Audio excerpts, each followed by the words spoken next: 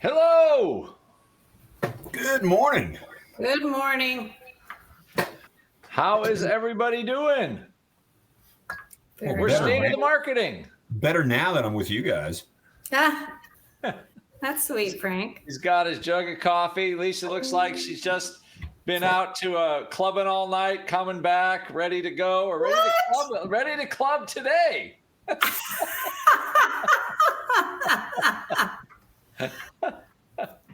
We have a special guest, Frank. I'm just going to be quiet and let Frank and Lisa take over the reins. Everybody say, hey, where you're from, what you're doing. State of the market's going to get a little. I believe there's an attack of something like attack of the drones today. We're going to talk a little bit of geopolitical. That's why I wore my camouflage hat today. Oh, how fortunate are we to have Frank? Yeah. Hey Frank, when you guys start selling swag from that company, you gotta let me know because I want a sweet cami hat or something like that. I'll get you a little swag. What do you want? So, I just want to know. So we initially want. So I'm Leisha Leslie, your chart analyst at Option Pit. Frank Gregory is our K Street to Wall Street liaison. He's in on, and his specialty is drones. So guys, we're in for a real treat here. It's awesome. We have Frank, Andrew, and Frank with Cap Gains have already been trading and talking about drones for how long now? Oh, years. A couple years since we started. A couple years already. So Yep. So cool. So cool. We're lucky to have you guys. My question is, Frank, is it really like, what is it? First person view, FPV? First person view. The little toys we saw initially when these things came out? Yeah, a little more intense. So instead of just looking at your little DJI drone controller, these guys are wearing goggles with AI enhanced views. And I mean, when you watch, I was down with some folks last weekend who are frontline U.S. fighters, and watching these guys fly these things was incredible. I would have crashed within about 2 seconds. And they're really good. But these I mean, they got close. They snuck them in crates. They took off autonomously. The crates automatically opened up. There were no people involved. They just snuck them in and launched them. It's pretty wild what they're able to do. It's like a movie. Really, it's literally like a movie. And it scares the living bejesus out of the Pentagon because it just shows the asymmetry of warfare that's evolving. Due to Ukraine, when you've got a $2,500, $3,000, maybe more drone taking out a multi-million-dollar plane, that's a problem. Yeah. It shouldn't have been a surprise, though, right? That this could happen. Well, keep in mind, and I know, Leisha, you were talking, what they call CUAS, which is counter UAS, right? Which is a big topic. But CUAS think of it as layers of domes over each other. And so for each layer of the dome, you need a different system. So Russia might have put in place long-range counter drone systems, but for a close attack like that, it just didn't work. Think of, during the old Cold War, right? You had bombers taking off from Russia, scary. You had, missiles being stuck on Cuba, scary. But the real scary threat was, the nuclear launch submarines that could sneak up right next to your coast and do a launch. And so how do you detect those? And that's kind of what this again showed. And and really the problem is with a lot of these counter drones, what is the last bubble of defense? Well, you know what one of the prevailing theories is? A shotgun. So so how do you protect in that last defense from a counter UAS perspective? And maybe the Russian tech just isn't there for that. We're doing a lot on our side in the US, to make sure that we have all those layers covered, but they might not have it. Wow. Certainly a vulnerability. I mean, that insane that they were able to get that kind of strike. And if you see the video of it, it was also just the amount of time that these drones were flying overhead before they were even diving down and attacking. Really? They had time to get to counteract or shoot them down, and they weren't able to do that? If they had some more traditional base defenses that, we talk about on our side, yeah, they probably could have. But, you'll see these ones where you see the drone also just goes and just, takes a nosedive. And but it was still up there flying around for a bit. Wow. Yeah. It's a like new a world, Tom Cruise right? movie. Yeah, it's pretty wild. It is, Andrew, and it's just like that. All this tech that starts creeping in. But I'm just going to say up front, and we got a lot of good opportunities, but we're nowhere close. Like the U.S.'s ability to execute that kind of strike, we don't have it yet. Really? No, we don't. I don't know if I want to know that. Well, part of it is we have too much chain of command, so there has to be way too much kill authority along the U.S. chain of command. Much too worrisome. Too worrisome guidelines on who gets to make. When that drone's flying overhead, who actually goes, okay, it's allowed to attack, and we're very afraid of taking the human out of that chain of command, and rightfully so. I don't know that you want Skynet deciding what to blow up. That never goes well in the movies, probably will not go well in real life either. But in Ukraine, they don't, oh, it looks like a Russian bomber. Let's go blow it up. Amazing. So amazing. That's where we are. But yeah, so it's just I think what it does show is the drone, the growth, the drone market's been growing exponentially over the last few years. It's going to continue to do so, and they're using them for a much wider variety of mission sets than they ever have before. The drones were originally just what they call the ISR, which is you go out and you look at stuff, is the simplest term, and gives feedback, and then the commander could go, okay, I've got a better view of what's ahead, and now I can plan accordingly. That was the mission set for drones, and now they're taking the place of missiles. Yeah. But again, one of the problems is if you look at what they were able to do, our comparable systems are 10 times the price. So it again causes the U.S. to start hemming and hawing about how they're going to do things. But look, we've got some good companies that are putting a lot of product out, and they'll continue to do so. But I think when people go, oh well, if this is what's happening in Ukraine, we can we're gonna do the same thing here, and the answer is not quickly. Okay. Speaking of the companies, shall we? We have a list of drone and counter drone companies that I thought we could look at the charts. I know you, the two of you in Cap Gains have already traded these stocks. How long ago did you guys were into AVAV and RCAT, 2 years ago? I mean, pretty amazing. Pretty much. Yeah. RCAT when it was very early, AVAV before it. Before this, look at this move, $100 to 188. That's amazing. Yeah, one of the things. So one of the differences, if you look at RCAT, I think AVAV is probably a better fundamental stock than RCAT. Both have gotten. There's a little intricacy in government contracting. Both have gotten very good government contracts over the last 12, 24 months. But once a government contract is in place, and you're allowed, okay, this is a drone that can be bought for X, Y, or Z purpose. Someone still has to buy it. Right. So it can get approved, and they go out and say the minute it gets approved, like, oh, we got this great, $1 billion contract. But if only 50 million of that billion is ever actually purchased, that's all the revenue that ever comes in. So a lot of times these companies will hype that they've got these massive contracts, but that doesn't necessarily mean they're getting revenue off them because like I said, someone has to buy them. AVAV, Air Environment, they've got the Switchblade 300 and 600 loitering munitions, which are very effective, cumbersome, expensive as hell, but they work very well. And they're actually filling these orders. So earlier this year, they got another, I think it was 280 million. Andrew, I highlighted that on one of our shows, but they got another big chunk of a multi-billion-dollar standing order come in. Where Redcat, they've got good orders, but they're not filling as fast as Air Environment. So they're not getting that revenue flow. A little more hype on Redcat, a little less actual delivery. I think the hype could be just because of, we have the way things have changed with retail traders and all that since COVID. We have a massive amount of retail traders, and our cat is just so much more affordable that they glom onto that, right? Oh yeah, and it moved.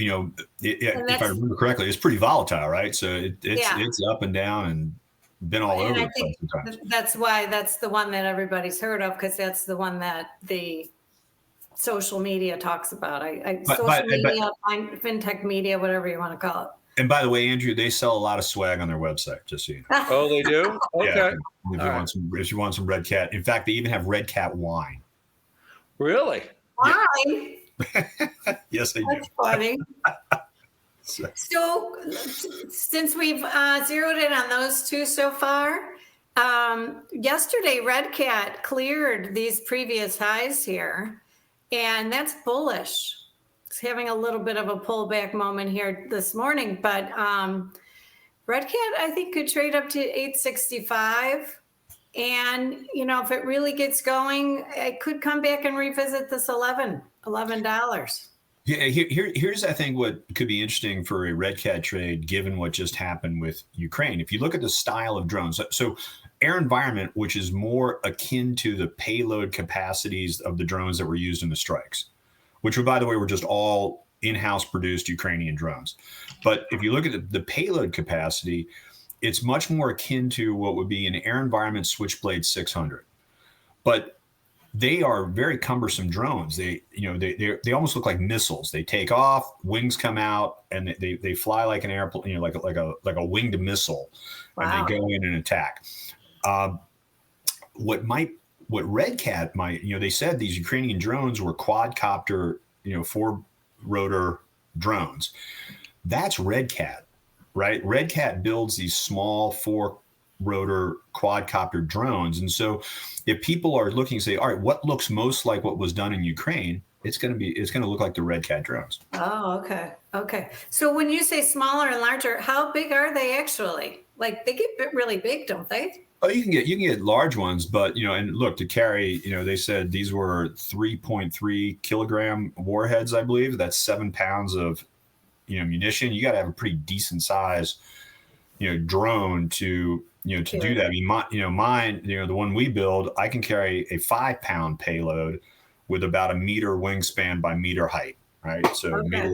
meter by meter.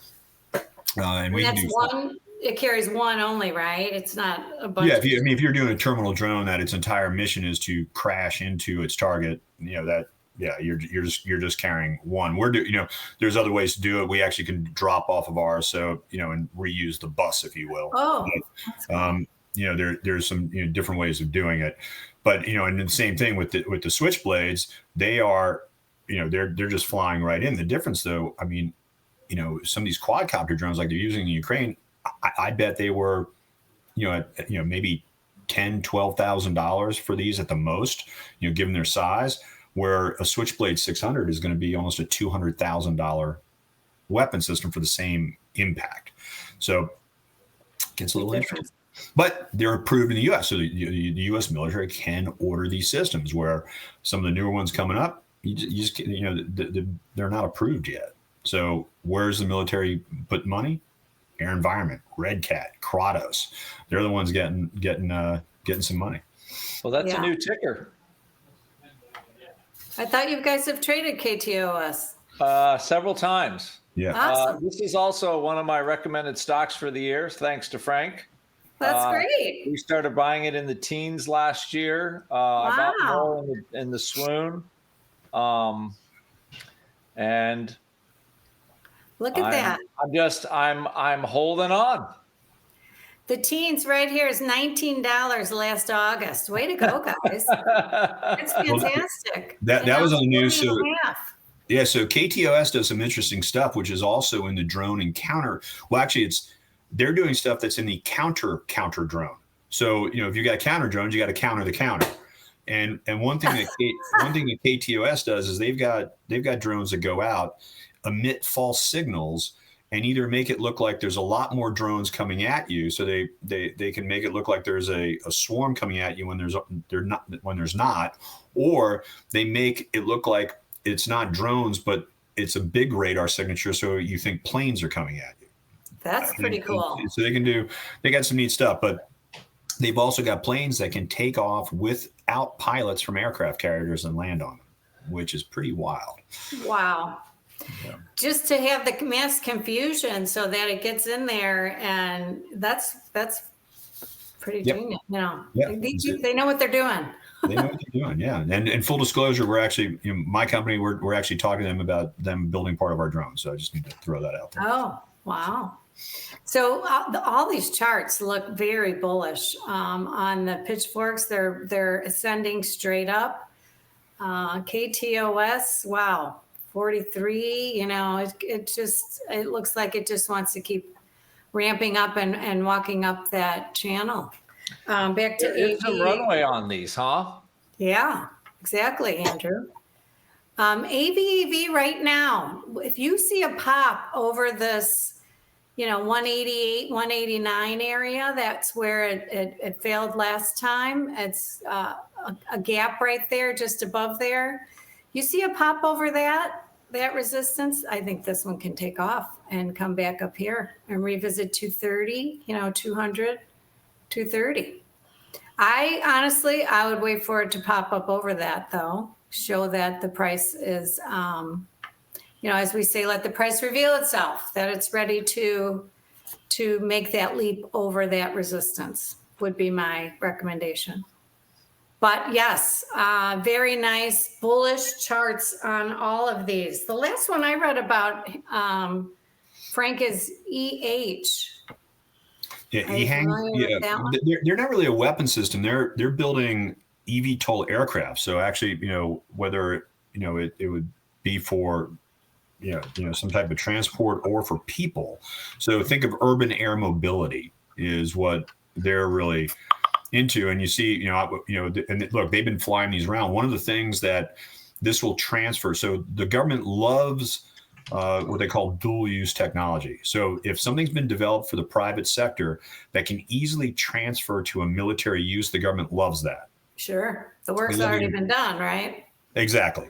And so with the air mobility, they could be easily repurposed for in a military sense, for either logistics transport. So you need to get some materials quickly, to one place or another, or even personnel transport, including, God forbid, you have to get an injured person out. Yeah. So, and what you can do, particularly if they can fly autonomously, is these systems can come in, and now you're not putting a pilot or co-pilot in danger. They can fly on autonomously.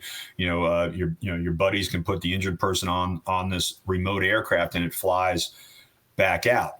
And it fits very nicely, particularly when you start looking at next areas of potential conflict, like the South China Sea.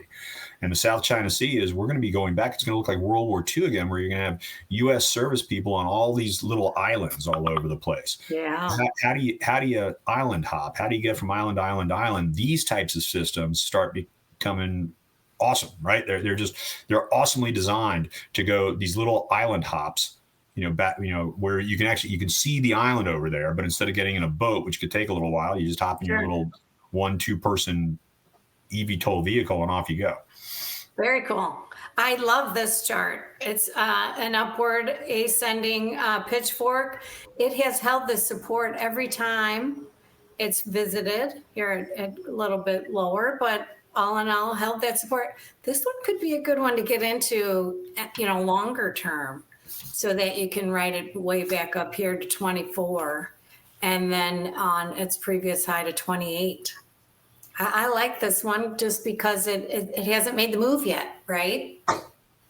But yet it still has a bullish trend, and it is proven itself to hold that support. So I like that one longer term. Those were the stocks I had for drones. Now talk about the counter drone stocks. Frank, I had this Leonardo DRS was on the top of the list. Yeah, the counter stuff's always frustrating, because honestly, the coolest stuff being done in counter drone technology, again, like I said, it's layered, right? So you got to think of layers. All the ones that are publicly traded are the big overarching systems, right? a lot of the cool stuff close in is being done by private companies that you can't really touch. But Leonardo has a lot of they're doing a lot of work in the EU and in Israel. So they're getting they've got a lot of deployed proof that their systems are working, and they're getting a lot of attention from EU buyers. EU defense budgets, we talk about ours, but EU defense budgets are also on the rise. And there's a lot of money being moved around. So I like them for that more global connectivity. Not that a Lockheed and Raytheon and Northrop are not global, but Leonardo has systems that are being tested in bad places. And so I really like that. I really like them. They've got some pretty interesting portable tech where you bring these systems out, you can set them up, and you create a massive defense shield. So it's funny that you would think almost that the drone companies would also be a counter drone company, but they're two separate things. Some are. I mean, like if you look at privately held Anduril, one of the big ones. Anduril is trying to be all things to all people. So they're doing the drones and the counter drones. Like I said, I think it needs to be three prongs. You need drone, counter, right? You need to be thinking about all those things, and it's really easy. So look, like I'm building a drone that can fly and go blow up a tank, right? But at the same time, all I have to do is put a different kind of warhead on it. Now I can fly into a drone swarm, detonate, and be a counter UAS. Wow. And then I think about how my drone gets from launch to target without being spotted. Now I'm a counter to counter. So it all kind of intertwine. Crazy. This also has a very nice upward sloping, bullish ascending pitchfork too. Is that a DRS? Is that the same? Yes, this is DRS. I would use a close below 43 maybe as a stop loss. Very nice support down at 37.40. But yeah, again, it's also the only one. I mean, the other problem with the ones on the list, which are building good systems, they're just so expensive. The stocks to get into. It's just Yeah. So, of course, on the counter drone, I have the big ones. Lockheed Martin, again, upward sloping, pitchfork, looking bullish, holding that support. I still call this Raytheon. I think it's the old Raytheon company. And it is, and that's been, honestly, it's been one of the most frustrating stocks for Andrew and me. Just every time we think it's going to work, it doesn't. Yeah, I know. Like, I get a couple good trades in there. Stock until it dips. Like, I just talk to me on the dip. That's all I care about. Yeah. We've had we've seen we've had a lot of luck on certain news that comes out, and we play that that news hype, and we've done really well with a lot of stocks. I don't think we've ever been successful with Raytheon, even though you get some news coming out going, oh, this is it. Yeah, it just doesn't do anything. It's just like a tanker truck. Buy the rumor, sell the news. Yeah, it's. But no you have obviously made up for it in all those others because you guys are killing it. That is correct. We have had some good ones. How about DRO? RTX heartbreak. Which one? DRO. Nice little $1.63. Look at that one. I like that. Which stock is that? Drone Shield Limited. I don't. Let me. Now you got me. Now you got to. Drone Shield Limited. And look at where it's been. It's been up to 271. That's taken off on all this news. Operation Spider's Web. That could be interesting. Yeah, all right. Australian company. Oh, okay. The other two more, all ones that we know. Andrew and I talked about this yesterday. Northrop Grumman, I think. This has room to run because it is at the bottom of the pitchfork. It's up against that previous high resistance right there. That goes along with the, the 200 and the 50-day moving averages. So you got a lot of overhead resistance at this point, but if it breaks through that, it would close the gap at 526 3/4. The previous high 540. Yeah, so they've got an unmanned drone, very large. So think of a pilotless wingman, right? You don't need Iceman and Maverick. You only need one of them. And then you're gonna have a bunch of drones that are autonomously flying around, working with and protecting the pilot. And they're doing something I think it's called the X-47. And although along with Kratos are the two companies that have been greenlit to try and come out with these pilotless wingman aircraft.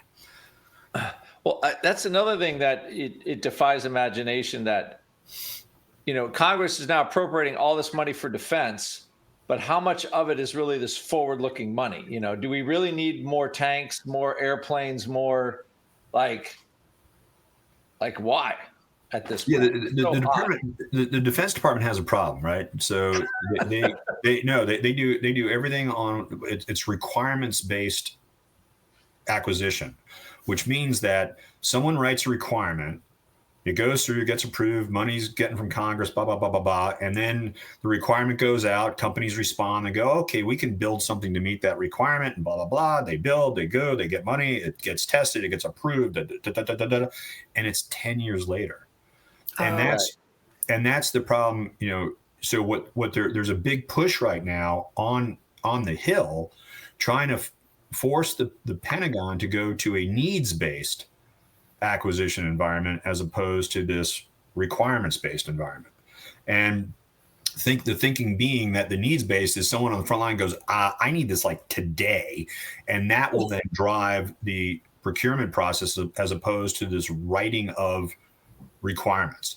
And so your point is spot on, Andrew, because a lot of that money that will move into defense budgets today was actually for systems they came up with 6-7 years ago. And that's where they want the money to move, because that was the way the process worked. But all those systems are pointless to some degree, or they have to give the money to these very large defense contractors to keep building a bunch of giant ships that we don't really need. Right. I mean, the most egregious thing to me was, the B-52 bomber, which has been, it's going to be flying for like 70 years at this point. Amazing. And we have I think it's 70 or 80 B-52s left, and they appropriated billions and hundreds of billions of dollars to revamp these 80-year-old airplanes. Why? That doesn't make sense. No, why? Yeah. Which, by the way, look a lot like the ones that got blown up in Russia. Yeah, that doesn't. Just to the average Joe, that doesn't seem to make sense. I don't know. It makes sense if you like to waste a lot of money. So. Yeah, they're really good at wasting money. That's what I'm trying to. Yeah, we know that. It's awful. But once Northrop goes through this, the MACD's looking bullish. It does need to pop over that area though before you get that nice. I think it would run up right after that. And last one we all know is Boeing. Yeah, Boeing's had a really nice run. Yeah, I don't look at Boeing a whole lot for military applications as much. I'm sure they've got sub groups that get involved. I just don't, from a defense standpoint, I don't look at them that much. But they've gotten some good orders lately from.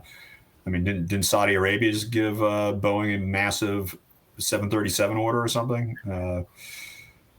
Wasn't there a deal when Trump got the new plane?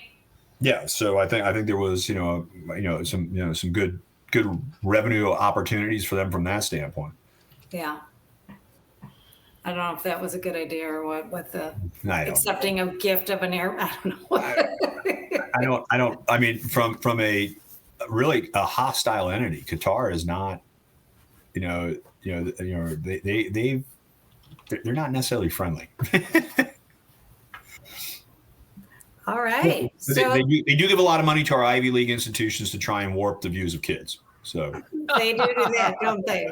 They do that. So overall, our stock choices, we like AVAV. And again, wait for it to break above this previous high. And then I believe you're safe walking, entering. KTOS we like, and we like RCAT, right? Am I Yes. wrong on those? I think Frank? we're looking good. Yeah, I think that all looks positive. The And DRS is we do have interesting. a You like couple of open positions in those. We're short puts in the 6 puts in RCAT, but we got good prices for those, and we're long strangles in KTOS. Again, we got good prices for that. Both those trades are up money already, but I'm just Awesome. saying those are positions I have on. And that's do with them fantastic. what you will, but of course you can join capital gains. And some of Frank's ideas infuse my brain, and they do trickle out to other products besides capital gains. But capital gains, we just stay in the Frank lane. So Frank expert again, energy, drones, and of course things that go on in Washington, how all that policy affects stocks going forward. So Which is fantastic. And from what I understand, your track record in cap gains is killing it too, right? that is correct. We're doing all right. Guys, if you're not part of capital gains, that Andrew and Frank, look at this. Look at all the green. That's awesome, guys. Yep. They meet weekly. They're into new things that no one else is into yet, like drones 2 years ago, which is so cool. And Nuclear reactors, SMR. nuclear reactors. early There you go. Very cool. I will get the link for to join or check out Cap Gains. Unless Justin has it, he's here. If not, once we hang up, I will drop the link in the chat here. Any last, drones are going to be the thing for a while. They're going to, where do we go from here? The opportunity is great. I like that Leisha gave us a lot of runway on those. Yeah. And how the thing with this Ukraine war, it's like this will always, the more this is in the news, the more we're going to see like it's continuing to fluff. Volatility keeps going up. So it's a great opportunity. I mean, the war is the war there. So might as well do our best. It's funny because just when it kind of died down, it's not really in the news. Are we still giving Ukraine money? I don't even know. It's hard to tell. Like they figured out a way clearly, right? We don't talk about it. How long has the war been going on? I mean, it's going on 3 years, right? 3 years. And now it's, you don't really, it's not in the front page any longer. And now suddenly it's ramped up again. No, and look, I mean, it's going to, if you don't think Russia's planning a counter to this embarrassment of a strike, you're not thinking strategically. They're going to do something which is going to escalate it, and it's going to be a big mess. Right. So. Also, Frank, the idea of bad people, organized crime, or terrorists getting their hands on these kinds of drones and wreaking havoc wherever they want. Yeah, right? What's to stop that? Look, the one good thing about an ongoing war is that all the equipment tends to go to the people in the war. The bad stuff really occurs when suddenly there's peace between Ukraine and Russia, and now you got, someone built 1 million of these little small attack drones, and they want to sell them. They want to sell them somewhere, right? And, right. Along comes Hamas, and they go, we got some cash. Right. Wow. That's when it gets scary. Yeah, and that's probably in our future, right? Somewhere. Sadly, it unfortunately will be. Yeah. So. Awesome. I feel like I learned so much. It's so cool. You guys make a fabulous team for Cap Gains. Like I said, I'll drop that link. And Tuesdays at 2 p.m. So cool that you were so far ahead of the game on this. And I know you're already talking about stuff that no one else is right now. And I'll let the people become a member to learn those things. We can't let your secrets out. Well, we appreciate it. Thanks, Lisa. Thanks, everyone. Thank you for joining us. And thank you, guys. Have a wonderful day. All right, guys. Take care. All right. Bye-bye. Take care.